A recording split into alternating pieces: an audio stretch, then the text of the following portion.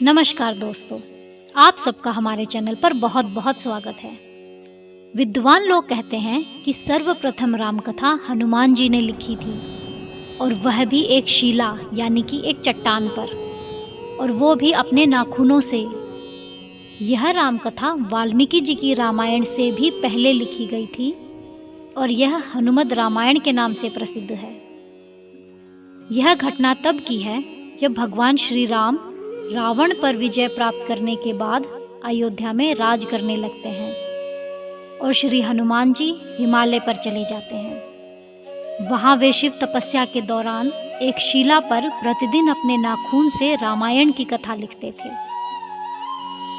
कुछ समय बाद महर्षि वाल्मीकि ने भी वाल्मीकि रामायण की रचना की, और लिखने के बाद उनके मन में इसे भगवान शिव को दिखाकर उनको समर्पित करने की इच्छा हुई। वे अपनी रामायण लेकर शिव जी के धाम कैलाश पर्वत पहुंच गए। वहां उन्होंने हनुमान जी को और उनके द्वारा लिखी गई हनुमद रामायण को देखा। हनुमद रामायण को देखकर महर्षि को बड़ा आश्चर्य हुआ।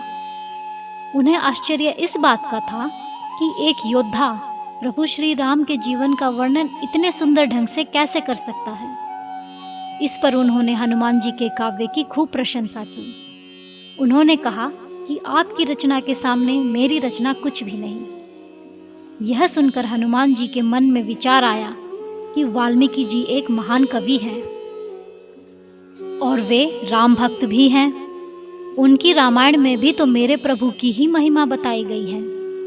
इसीलिए मुझे ऐसा कार्य करना चाहिए जिससे कि संसार उन्हीं की रचना को याद रखे।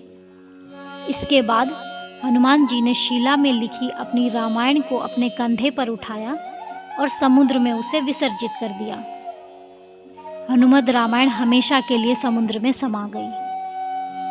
हनुमान जी द्वारा लिखी रामायण को हनुमान जी द्वारा समुद्र में विसर्जित कर दिए जाने के बाद महर्षि वाल्मीकि बोले कि हे राम भक्त श्री हनुमान, आप धन्य हैं। आप जैसा कोई दूसरा ज्ञानी नहीं, कोई दूसरा दयावान नहीं। हे हनुमान, आपकी महिमा का गुणगान करने के लिए मुझे एक जन्म और लेना होगा, और मैं वचन देता हूँ कि कलयुग में मैं एक और रामायण लिखने के लिए जन्म लूँगा। तब मैं यह रामायण आम लोगों की भाषा में लिखूँगा। ऐसा माना जाता है कि रामचरितमानस के रचयिता गोस्वामी तुलसीदास जी कोई और नहीं बल्कि महर्षि वाल्मीकि का ही दूसरा जन्म था।